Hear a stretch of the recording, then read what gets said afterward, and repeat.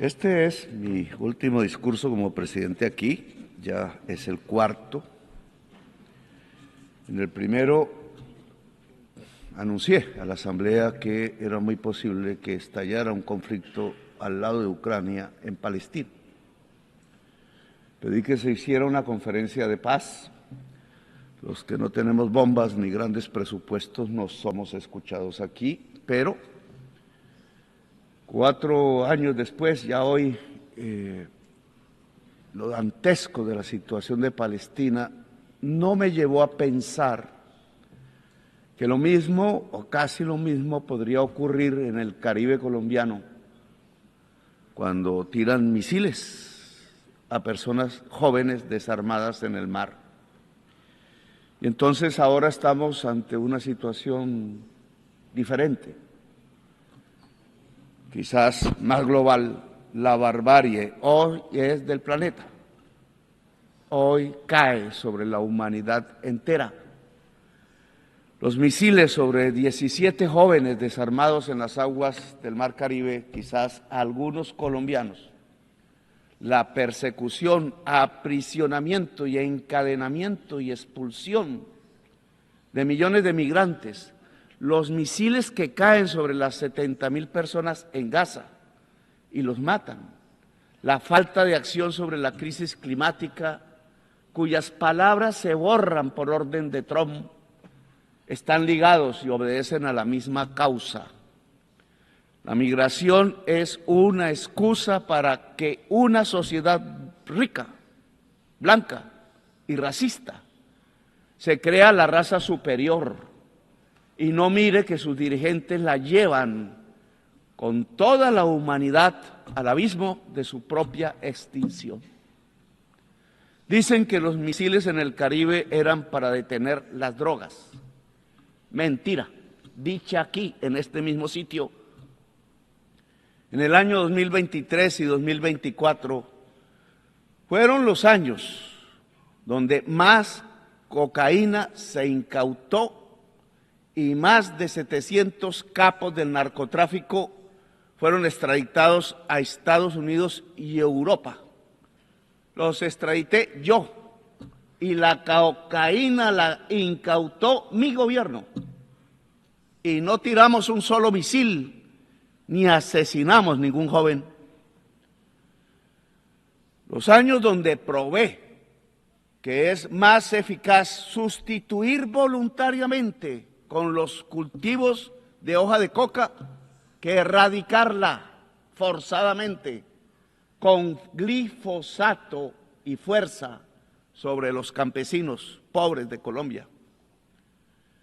He cambiado la fracasada y violenta guerra contra las drogas por una eficaz política antinarcotraficante, que es diferente, no confundir la sustancia muerta con la persona codiciosa.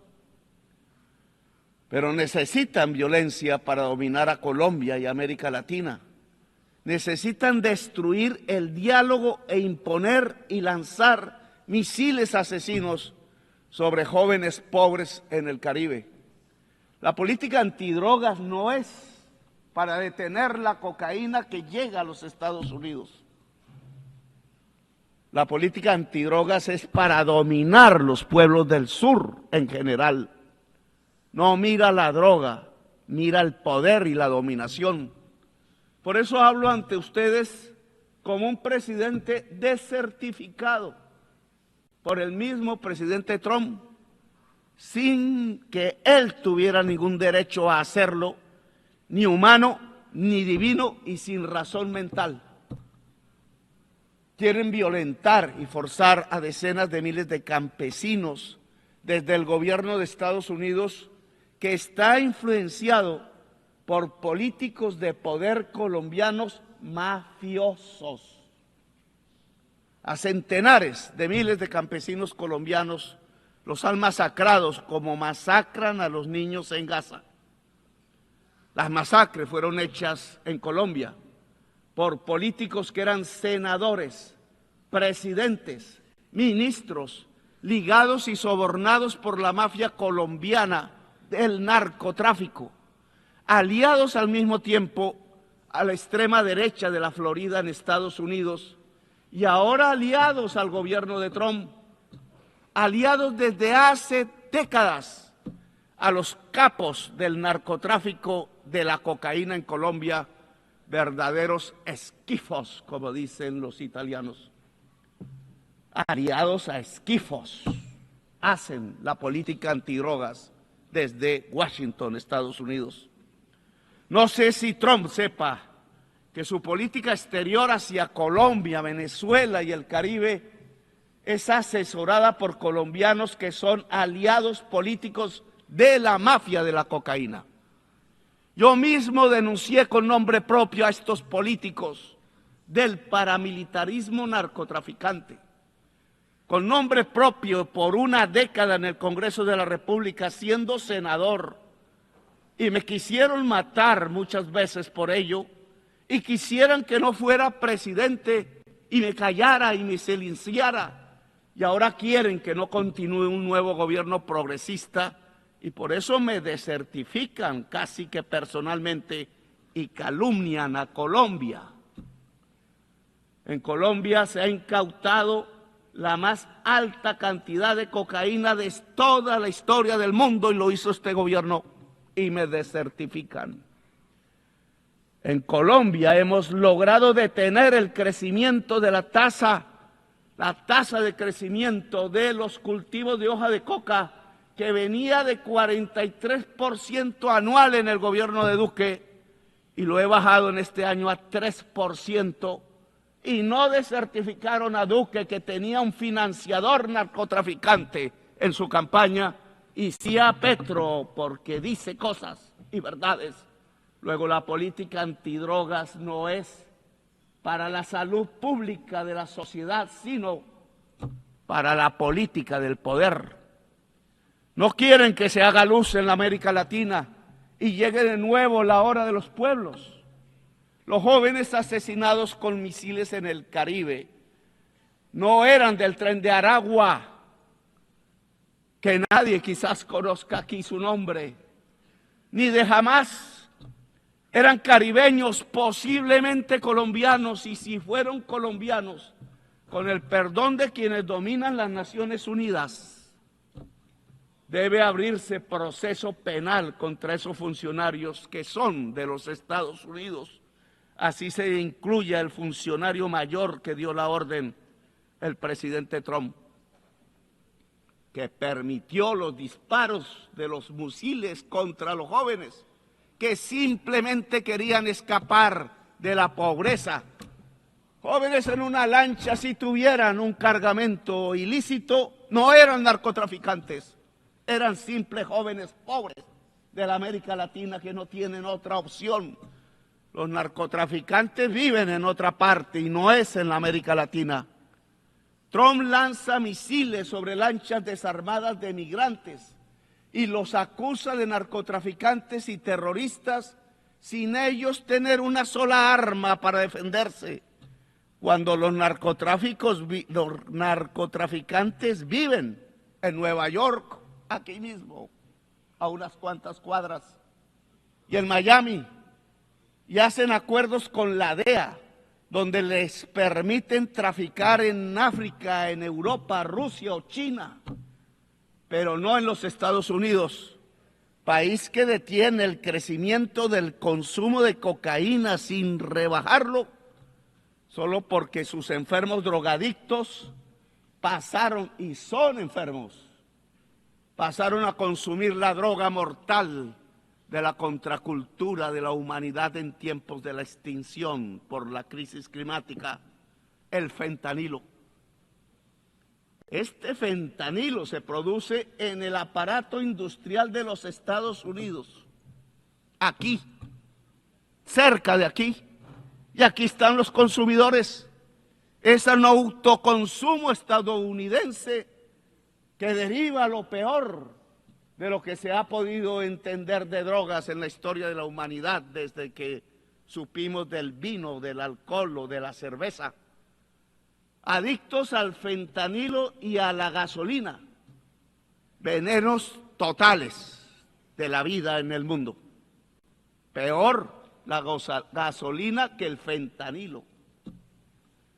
Solo los pueblos negros de aquí, ancestrales de aquí, de más de 20,000 años de antigüedad, las juventudes, las mujeres que no quieren ver morir en masa a sus hijos, blancas, negras, de todos los colores, que aún piensan, gentes que aún piensan, no duermen bajo el fentanilo o bajo la televisión mentirosa, y que pueden detener la tiranía dentro de Estados Unidos y en el mundo. Los ciudadanos que salen a las calles en California, en Nueva York, en Filadelfia, donde se tocó la campana de la libertad, a pesar de los ejércitos que manda Trump contra su propio pueblo para amedrentarlo, a los estados de las ciudadanías libres, en los mismos estados que dejan de estar unidos hoy ante la tiranía. En peor, el presidente de los Estados Unidos no ve que han caído asesinados 1 millón de latinoamericanos entre sí mismos, el mayor porcentaje de ellos compuesto por colombianos, y otro 1 millón morirá de norteamericanos por el fentanilo en 10 años. La cocaína mataba por venenos que le mezclaban 3,000 personas al año en este país. Hoy el fentanilo mata 100,000, 33 veces más. ¿Mejoró Estados Unidos con 50 años de una política absurda? ¿O empeoró y está conduciendo a su sociedad a la muerte dantesca de la droga que mata el cerebro y el pulmón? En esa mortandad de la humanidad, Trump no solo deja que caigan misiles contra los jóvenes en el Caribe, no solo encarcela y encadena migrantes, sino que permite que lancen misiles contra niños, jóvenes, mujeres y viejos en Gaza. Se hace cómplice del genocidio, porque es genocidio y hay que gritarlo una y otra vez. Este recinto es testigo mudo y cómplice de un genocidio en el mundo de hoy, cuando creíamos que era solo propiedad de Hitler. Trump no habla de democracia, no habla de crisis climática, no habla de vida, solo amenaza y mata y deja matar a decenas de miles. En cambio, en mi gobierno, en Colombia, no hemos aumentado la tasa de homicidio. Tenemos la tasa de desempleo más baja del siglo en el país. Tenemos la tasa de pobreza más baja del siglo en nuestras estadísticas. E impulsamos nuestra agricultura a 10% anual real y nuestra industria al 5% anual. Y llegaron turistas como nunca por millones a mirar nuestra enorme belleza, el país de la belleza y de la diversidad natural y humana y cultural. Y buscamos paz hablando con narcos y rebeldes. No me da pena hablar siempre para salvar vidas, poniendo por principio la erradicación total de las economías ilícitas y la erradicación de los cultivos de hoja de coca por voluntad misma de los campesinos que están cansados de la violencia. No nos dejamos sobornar de los narcos, como sí sucedió en gobiernos pasados de Colombia. Y ya llevamos 25,000 hectáreas erradicadas voluntariamente. Tenemos éxito en nuestra política nueva, que no es de drogas, es antinarcotraficante, que es diferente. Le agradecemos a los países que nos han ayudado a sembrar paz. Qatar, Cuba, México, el Estado del Vaticano, Noruega, Brasil y Venezuela. No le agradecemos a los que nos quieren llevar a la guerra entre nosotros mismos. Escuchen, señoras y señores del mundo, América Latina no es solo coca o terroristas o narcotraficantes. América Latina tiene potencialmente 1.400 gigas de capacidad anual de energía eléctrica limpia, basada en el agua, el viento y el sol. Y Estados Unidos en el norte, aquí, demanda todos los años 1.200 gigas de energía, que hoy son en un 70% fósiles, es decir, basadas en carbón, gas y petróleo. América Latina, si desarrolla su potencial de energía limpia, podrá limpiar toda la matriz de energía fósil de los Estados Unidos. Oigan eso. Solo falta el dinero y se produciría el mayor aporte a la superación de la crisis climática, hoy casi sin pasos adelante. Entre el potencial de energía limpia y la enorme esponja absorbente de la selva amazónica, América Latina sería la vanguardia humana que podría dar el primer paso cierto y contundente para salvar la vida del planeta y a la humanidad toda. Solo se necesitan 600.000 millones de dólares para desarrollar su potencial.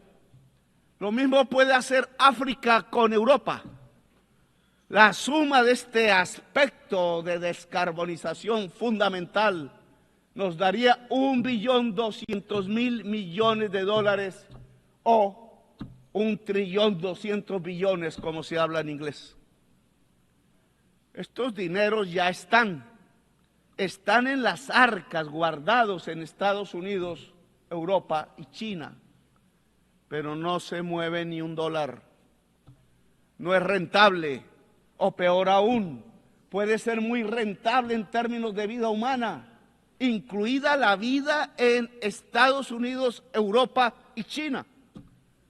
Pero no quieren interdepender de América Latina y África. Saben que unir la energía limpia de América Latina y África a las economías fósiles del norte no solo descarboniza el planeta, salva del colapso climático, sino que también cambia el poder mundial, el que aquí a veces habla, pero habla todos los días es con bombas y no con palabras. Lo vuelve, la descarbonización vuelve al poder una democracia global y cambia las relaciones de producción porque aparece primero la vida y la humanidad como prioridad sobre la codicia. La codicia es el veneno de la vida. Es una contradicción antagónica, como dijera alguna vez Mao, pero no pensando en patrones y obreros, sino entre la codicia y la vida misma del planeta Tierra. Según la ciencia, tenemos 10 años para caer en un punto de no retorno. 10 años. Y donde ya pasemos a ese punto, no se puede hacer nada. Solo observaremos las catástrofes y las sentiremos incluso en nuestra propia familia. Porque será, si me pueden, irreversible la extinción de la vida, incluida la humana. Irreversibilidad del proceso. Ya ninguna tecnología, ninguna fuerza política o social, ninguna mente humana podrá hacer nada para detener el colapso y nos quedan 10 años. Dice la ciencia, pero aquí no creen en la ciencia, dijo uno. El más poderoso del mundo no cree en la ciencia. Y eso se llama irracionalismo. Y de irracionalismo se llenó filosóficamente Alemania, el país de los grandes filósofos, de Feuerbach, de Hegel, de Kant. Y hoy de irracionalismo se está llenando Estados Unidos y fue la antesala de Hitler en 1933. La solución es dejar de consumir carbón, petróleo, gas, hidrocarburos, y pasar rápido al agua, el sol, el hidrógeno verde, los vientos.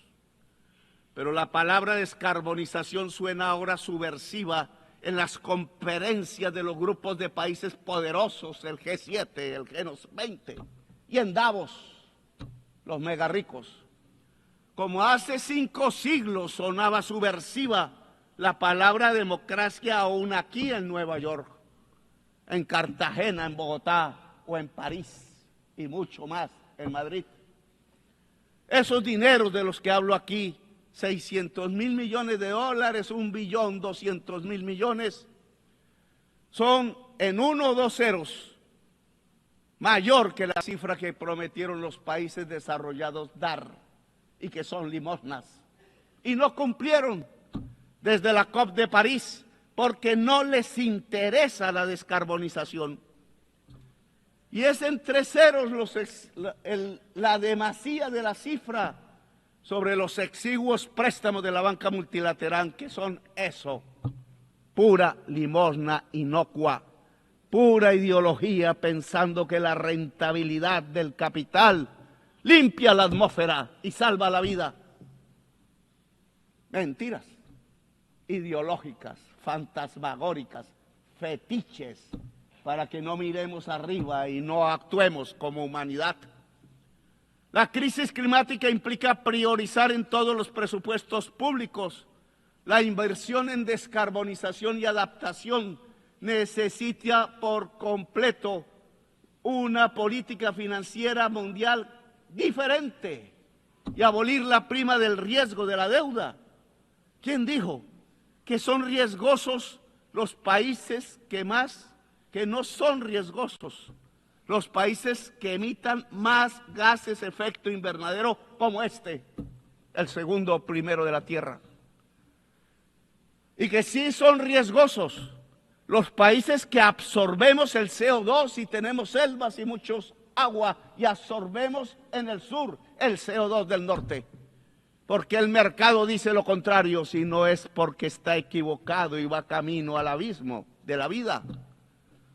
Se necesita condonar deuda en los países más pobres y cambiar pagos de deuda externa por inversión en la adaptación y mitigación de la crisis climática. Sí, señores de la China y Alemania y Estados Unidos y Wall Street y París y la Bolsa de Londres. Si ustedes quieren recoger los intereses de la deuda externa en nuestros países, encontrarán cementerios y muertos, y cuando vayan a recogerlo, ustedes también serán cementerio y muertos. No sirve ese dinero en medio de los cadáveres. He aquí otra palabra subversiva: planificar, plan global. Se olvidó la palabra por el mercado. No se necesitaba planificar, dijeron, cuando planificar es de los seres humanos. Es anatema, tanta creencia religiosa y falsa se desató sobre el mercado. Creencia fundamentalista, pensando que llevaba el mercado a la felicidad. Dijo Walras, el suizo, economista, y el abismo, lo que lleva el mercado es no a la felicidad, sino a la muerte y el abismo, como ya lo vemos hoy. Walras estaba equivocado, el neoliberalismo estaba equivocado desde el principio y llevamos 50 años guiando a nuestros países bajo fórmulas completamente erráticas y acientíficas y no las cambiamos. El plan debe ser vinculante a los estados nacionales, realizado en una democracia global, supervisado en su cumplimiento por el Consejo de Seguridad sin veto. Pues sepámoslo, el mercado no soluciona la crisis climática, sepámoslo de una vez, porque él mismo la produjo.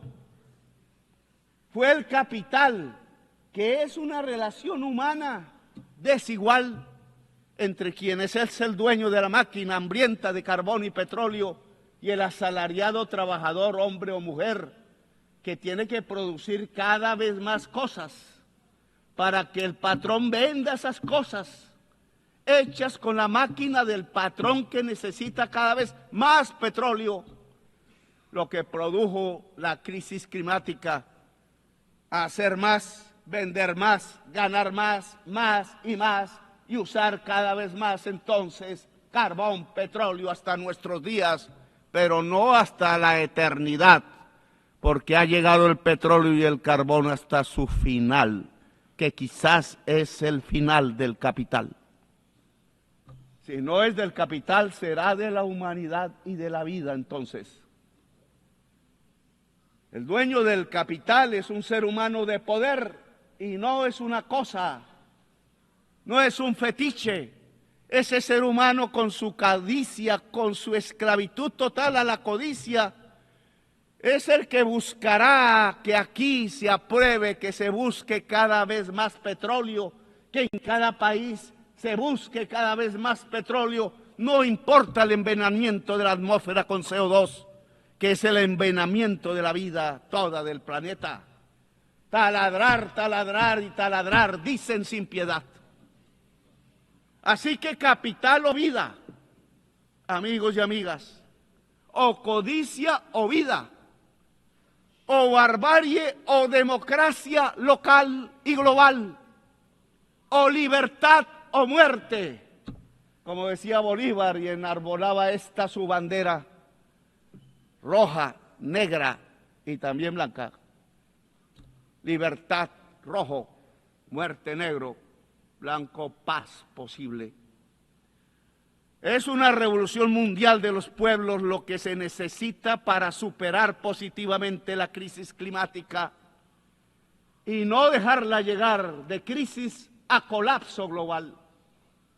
Es una revolución de los pueblos unidos, de las civilizaciones que tienen que dialogar más que los estados mismos. Es una revolución de la humanidad para seguir viva en el planeta y libre, quizás aliada a algunos gobiernos que quieran defender la vida. Hoy Naciones Unidas ve su crisis y la necesidad de su transformación. Aquí se reúnen estados-nación que ya no tienen poder, que por mucho que voten no se les hace caso, porque el Estado-nación ha llegado también a su decadencia y quizás final. Se inventó alguna vez hace unos siglos y ya no da más.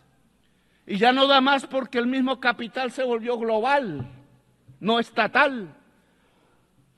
El socialismo de Stalin debió de volverse global y no estatal, pero Stalin no tenía las entendederas para ello y creyó más en la tribu y condenó en Yalta una revolución mundial en España, en Italia, en Grecia y quizás hubiera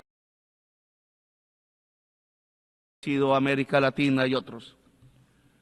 La humanidad es el nuevo sujeto político que aparece, no el Estado-nación. Y por tanto, Naciones Unidas se tiene que volver y transformar en una humanidad unida, aunque diversa. Está apareciendo un nuevo sujeto político en la historia humana y es importante y me parece espectacular. Y es que superamos la idea del Estado-nación para convertirnos en humanidad, pero esa humanidad para que esté unida y sea única en la acción, tiene que tener democracia en todo el mundo, tiene que tener diálogo permanente en medio de la diversidad. Es la diferencia lo que nos impulsa la posibilidad de una coordinación eficaz de la acción a escala mundial. Humanidad que dialoga, sí. Humanidad civil, sí. Humanidad profundamente democrática, sí. Ojalá una humanidad de personas libres, que es su definición, su sinónimo, porque no puede haber humanidad esclava. La humanidad esclava no es humanidad, es bestia el que esclaviza, pone cadenas a migrantes, lanza misiles sobre jóvenes, acribilla con misiles niños y niñas en un poblado muy cerca donde nació Jesús. Esto ya no se resuelve con estados que hablan y no se resuelve con gobernantes sobornados por el petróleo y dispuestos a lanzar misiles a los pueblos del sur. Un nuevo sujeto político entonces aparece, la humanidad unida y diversa en sus culturas. Mientras el colapso se acerca y mientras las sociedades viejas y blancas de Europa y Estados Unidos siguen aplaudiendo a sus nuevos Hitlers de moda, no escuchan ni a sus jóvenes, ni a sus niños, ni a la humanidad, ni a las estrellas, ni a sus abuelos que murieron como héroes en los campos de Europa luchando de verdad contra Hitler y su idea criminal de una raza superior. Hoy hacen lo mismo que Hitler. Construyen campos de concentración para migrantes y aplauden las mayorías electorales y dicen que son de una raza inferior los migrantes y colectivizan culpas en ellos como hicieron con los judíos y los llaman terroristas e inferiores y ladrones, narcotraficantes todos, dicen.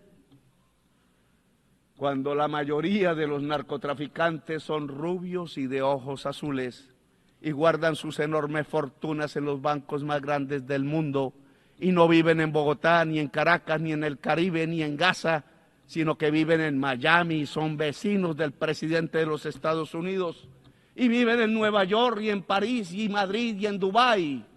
Viven donde hay lujo, no pobreza. Pero los misiles los tiran donde hay pobreza y no donde hay lujo. Mentira que el Tren de Aragua es terrorista.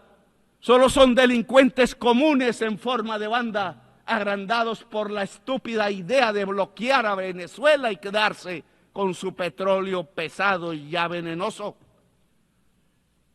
Los migrantes no son delincuentes, no tienen que llevarlos a campos de concentración ni expulsarlos encadenados. La migración no es sino el producto del bloqueo a los países más pobres como Irak o Irán o Cuba o Venezuela.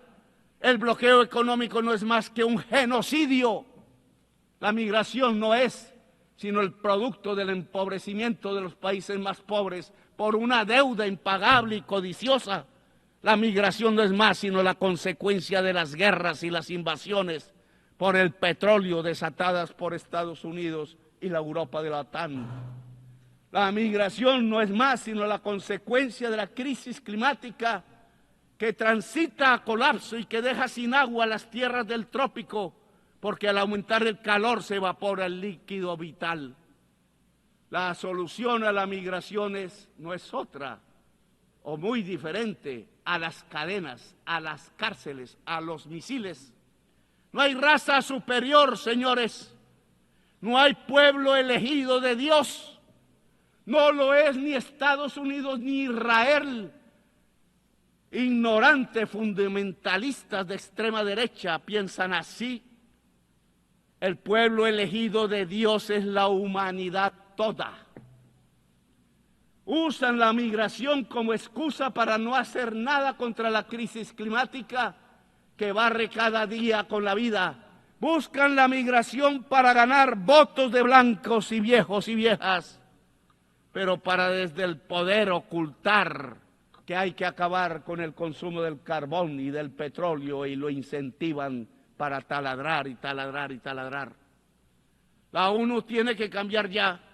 Una ONU diferente, humana, debe antes que nada detener el genocidio de Gaza.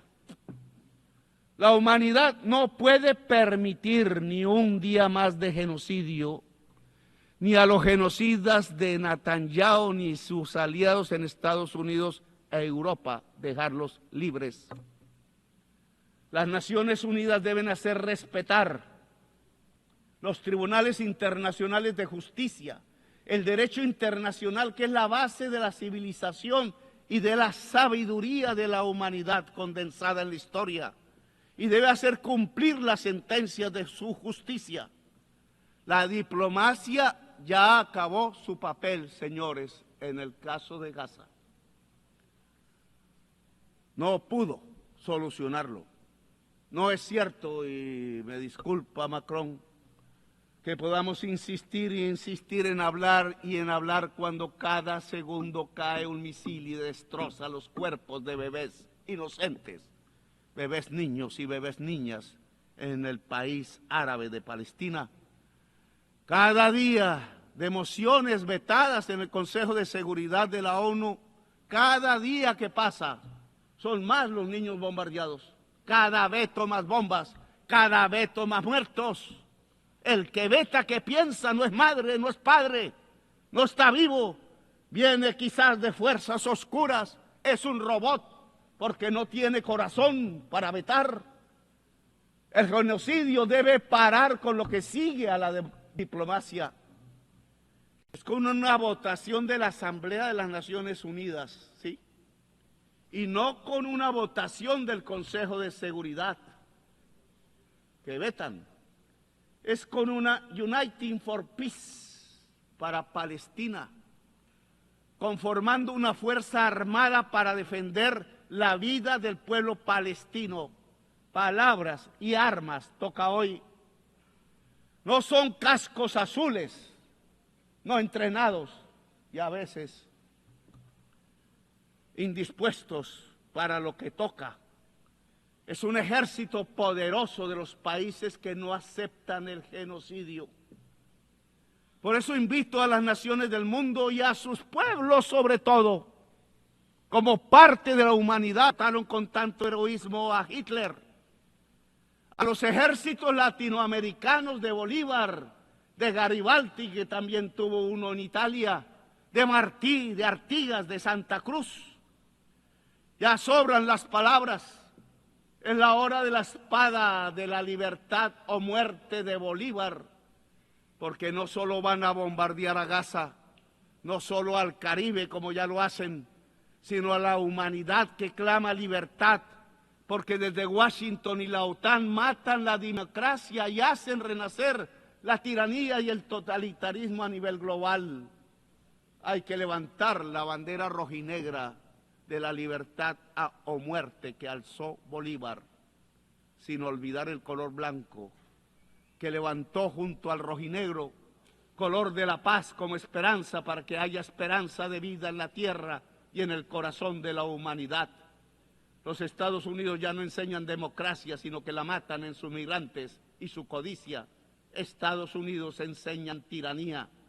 La ONU debe empezar su cambio deteniendo el genocidio en Gaza con la efectividad de un ejército de la salvación del mundo, votado por la Asamblea de las Naciones Unidas y sin veto. Después de salvar Gaza pasaremos al plan para descarbonizar la economía del planeta, para que sea un hecho democráticamente construido a escala mundial y funde democracia global, y que el órgano que vigile su aplicación rápida sea el Consejo de Seguridad, pero sin vetos, y que sea vinculante sobre la OMC, el Banco Mundial, el FMI, el sistema financiero privado, por la gran capacidad que tiene el sistema financiero nacional y mundial de centralizar el capital. Es desde allí donde la humanidad puede regular el capital para subordinarlo a la vida y a la humanidad, un capital regulado y subordinado a la vida y a la gente. Por este camino las Naciones Unidas transitarán desde una alianza de estados a una alianza de pueblos y culturas diversas que son el componente de la humanidad. Si superamos la crisis climática, y solo lo haremos unidos como humanidad, lograremos también que las Naciones Unidas den el paso hacia una asamblea de los pueblos, buscando que cada persona sea libre en el planeta, buscando que los cerebros de cada persona alcancen su máximo potencial y se interconecten en el planeta, porque ese gran cerebro de la humanidad, como inteligencia poderosa, alumbrado por la ciencia cada vez más profunda, podrá no solo salvar la vida en el planeta, sino cumplir la misión de la humanidad, expandiendo la vida en las estrellas. Una humanidad unida y libre puede mirar las estrellas y alcanzarlas, tal como los romanos legionarios pensaron algún día antiguo, allí cuando se inventaron las palabras en latín ad astra. Ad astra, hasta las estrellas, siempre es la hora de la libertad o la muerte, y es real la muerte en misiles, pero también es real la libertad en el corazón humano y su capacidad de unión, de rebelión y de existencia. Gracias, muy amables.